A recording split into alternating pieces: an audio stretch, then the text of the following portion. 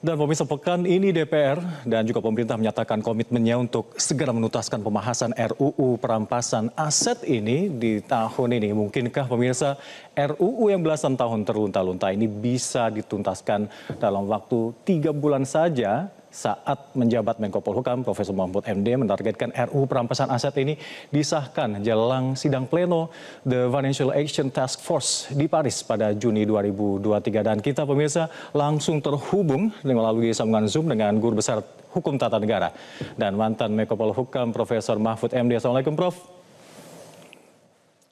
Waalaikumsalam. Prof, respon panjenengan seperti apa nih? Bahagia, happy karena setelah bertahun-tahun terlunta-lunta, DPR nanti berjanji akhir tahun ini akan selesai RUU perampasan aset ini. Ya tentu saya senang sekali karena ini dulu bagian dari target pemerintahan Pak Jokowi periode kedua. Dan sebenarnya pada periode pertama sudah diajukan juga, tapi terus ada pemilu tahun 2018 itu terhenti. Ya kita bahagia karena berarti demokrasi masih hidup, aspirasi masyarakat yang sesudah disampaikan ke DPR secara prosedural agak sulit, lalu melalui aksi unjuk rasa yang besar kemudian direspon untuk segera dilakukan pengesahan atau pembahasan RUU ini. Saya tentu saja sangat senang. Gitu, tapi, Mas Hamdan. Apa jenengan optimis atau pesimis dengan janji-janji DPR ini? Mengingat sempat disebutkan oleh Pak Bambang Pacul yang sempat viral di mana-mana bahwa kita ini bukan apa-apa tanpa restu ketum-ketum partai. Saya agak optimis kali ini karena gelombang aspirasi rakyat itu terus menguat sampai hari ini ya, meskipun tidak unjuk rasa fisik, tapi di media, di medsos dan sebagainya itu luar biasa. Dan kalau ini dibuat main-main, ditanggapi dengan seadanya, mungkin akan susah. Tetapi saya optimis karena pemerintah sekarang kan sudah menjanjikan juga gitu. Apalagi yang bicara sudah istana ya, Presiden Prabowo. Kalau sudah Presiden bicara, saya kira tidak bisa menolak. Paling bisanya mencari-cari akal agar nanti RUU-nya itu bisa lebih akomodatif terhadap ketakutan-ketakutan orang atas undang-undang ini. Tidak apa-apa, ini demokrasi. Nanti ya, apa yang ditakuti kita bahas bersama-sama. Yang penting pemberantasan korupsi itu harus jalan agar negara ini menjadi baik. Iya, apalagi ketum-ketum partai ini kabarnya sudah sempat dipanggil Pak Prabowo ke istana. Seperti apa Anda melihatnya, Prof? Iya, saya kira itu kuncinya karena memang DPR itu kan tergantung pada partainya. Semua seperti dikatakan Mas Bambang Pacul dulu ya memang nunggu ketua. Kalau ketua tidak mengizinkan ya tidak boleh. Nah dulu juga kan begitu. Dengan Pak Jokowi kan Pak Jokowi bilang saya akan panggil partai dulu tapi kirim surat ini dulu. Nanti ketua partai kalau ini tidak jalan di DPR saya panggil ketua partai. Kalau ketua partai juga tidak setuju ini saya akan keluarkan perpu di akhir pemerintahan saya. Gitu dulu Pak Jokowi. Nah Iya, sekarang kan tidak perlu perpu nih. Sudah bisa jalan dibahas sama-sama. Gitu. Iya. Prof, target rampung akhir tahun ini apakah ini nggak terlalu cepat? Apakah cukup realistis? Mengingat nanti jangan-jangan banyak pasal-pasal yang dipangkas semacam itu karena terlalu buru-buru mungkin? Ya, begini, tergantung mekanisme apa yang dipakai. Kalau mekanismenya diubah, dulu kan di prolegnas ini disetujui. Yang mengusulkan, yang mengajukan RUU itu pemerintah. Nah, kalau yang dari pemerintah sudah selesai, gitu. Tapi kalau DPR diubah menjadi usul DPR, mungkin mau dibahas lagi dari awal dan itu lama gitu. Oleh sebab itu, kalau mau pakai usul pemerintah tinggal dibahas, yang disetujui bagian mana, yang tidak disetujui bagian mana. Itu saya mungkin agak percaya bisa selesai tahun ini dan itu tidak terburu-buru karena sudah lama. Dan orang banyak yang kadangkala yang tidak setuju dengan RUU ini. Mereka tidak pernah baca RUU-nya sebenarnya. Tidak ada yang menakutkan dari sini kecuali koruptor yang takut. Kalau orang-orang biasa, aktivis gerakan penegakan hukum pasti paham bahwa ini RUU ini bagus untuk pemberantasan korupsi. Tidak ada tindakan sewenang-wenang. Coba mari kita berdebat di mana tindakan sewenang-wenang yang akan muncul dari RUU ini. Ada yang berkampanye hati-hati, undang-undang perampasan aset itu besarnya, tebalnya 300 halaman. Anda belum baca, jangan setuju dulu. Nah, saya yang ikut buat kok itu hanya 42 halaman, itu sudah termasuk penjelasannya ya 15 halaman. Jadi undang-undang itu hanya 68 pasal. Gitu. Iya. 68 pasal Iya, itu pun yang sudah. salah satu yang ditakutkan adalah ada pelanggaran HAM nanti di situ, Prof. Nggak ada, karena undang-undang perampasan aset itu dilakukan perampasan terhadap harta-harta yang diduga diperoleh dari hasil tindak pidana atau diduga akan digunakan untuk tindak pidana gitu. Dan Meskipun itu ada tanpa ada prosedurnya. Prosedurnya pemidanaan apa? terlebih dahulu, Prof. Penyelidikan. Meskipun tanpa ada pemidanaan. Tanpa ada pemidanaan lebih dulu. Jadi kalau dalam kasus perampasan aset itu ada dua prosedur hukum. Satu, proses pidananya jalan. Tapi proses pidana itu kan tidak bisa cepat ya. Kadangkala orangnya lari. Kalau tidak ada perampasan aset sebelum orangnya ketangkap kan tidak bisa dirampas asetnya. Kadangkala dalam proses pidana barang itu sudah dikonversi menjadi milik orang lain, menjadi milik diri sendiri. Itu tidak bisa diambil kalau tidak ada undang-undang perampasan aset. Padahal tindak pidananya jelas. Atau kasus yang terbaru, ada orang nih nyerahkan uang ke Kejaksaan Agung dalam kasus BTS Kominfo 27 miliar. Ini sekarang nggak jelas ini uang perkara apa, iya kan? Nah kalau ada begitu rampas dulu lalu cari pelakunya, gitu kan bisa. Nah, jadi tidak ada 300 halaman itu tidak ada. Kita bisa diskusi ini hanya dalam 1 jam kalau untuk materinya, gitu. Lalu mana yang disetujui, mana yang berbahaya, mana tidak, itu bisa dibahas bersama-sama dalam waktu beberapa hari. Kalau mau pakai yang dari pemerintah, gitu. Jadi idealnya mekanismenya lewat pemerintah bisa diselesaikan hanya dalam beberapa hari ya, Prof ya. Baik, baik. Ya karena Baik. draftnya sudah ada, sudah dikirim ke DPR. Baik. Gitu. Baik, Prof. Gitu. Kita akan lanjutkan perbincangan kita terkait dengan RUU perampasan aset ini. Pemirsa, apa sebenarnya yang membuat para elit politik ini alergi dengan RUU perampasan aset ini? Substansi apa saja yang membuat eksistensi begitu kuat? Kita akan bahas selanjutnya. Masih terima kasih pemirsa, masih bersama kami di Top Report. Bersama saya Amral Kafi dan juga masih bersama dengan Prof. Mahfud MD. Prof, mungkin dari panjenengan bisa diterangkan secara lebih gampang kepada masyarakat awam yang belum terlalu melek hukum ini. Sebenarnya apa untung rugi dari disahkannya RUU perampasan aset? Oh, jangan-jangan nggak ada ruginya, untung semua ini bagi negara khususnya? Bagi negara untung, tapi bagi koruptor akan rugi karena dia tidak bisa menyembunyikan aset hasil korupsi. Karena gini, hasil korupsi itu kalau tidak ada undang perampasan aset, meskipun korupsinya nyata di depan mata, tetapi belum diadili secara pidana karena orangnya sakit, orangnya lari, hartanya sudah dibagi dan sebagainya, itu tidak bisa dirampas. Dengan undang-undang perampasan aset ini bisa, itu dirampas. Jadi undang-undang perampasan aset ini membuka jalur baru di pengadilan, ya. Jalur baru itu artinya aset yang harus dirampas itu tidak boleh sewenang-wenang dilakukan oleh polisi, oleh jaksa, tidak. Itu dilakukan oleh pengadilan, tetapi bukan pengadilan pidananya. Pengadilan pidananya terus jalan. Jadi undang-undang pengadilan perampasan asetnya ini bisa dilakukan lebih dulu, tapi harus juga melalui putusan hakim. Jadi tidak bisa sewenang-wenang. Jadi ada dua pengadilannya nih. Hakim yang memberi izin merampas aset itu dilakukan melalui penyidikan, kemudian dibawa ke hakim. Hakim setuju untuk diadili, itu diumumkan ke masyarakat. Ini ada perampasan aset, siapa yang keberatan. Jadi orang yang merasa hartanya rampas sewenang-wenang itu maju ke pengadilan. Kalau sudah diputus pun nanti misalnya benar kata hakim itu rampas, bisa kasasi. Jadi orang bisa melakukan intervensi dalam proses perampasan aset itu. Tidak ada sama sekali kesewenang-wenangan.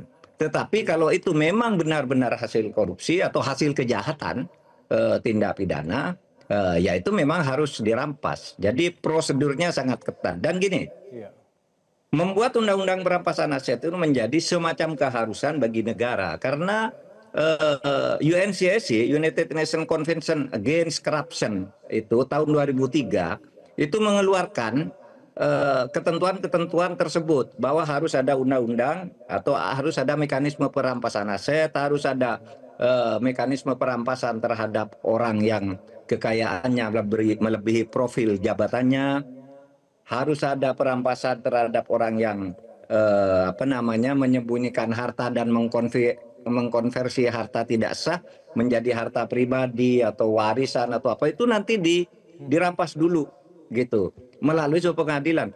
Dan UNCSC ini sudah diratifikasi di Indonesia melalui Undang-Undang Nomor 7 Tahun 2006.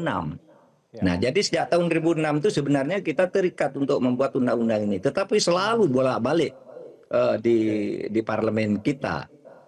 Dan kita harus maklumi, memang harus hati-hati gitu ya, harus hati-hati tentang ini. Nah, oleh sebab itu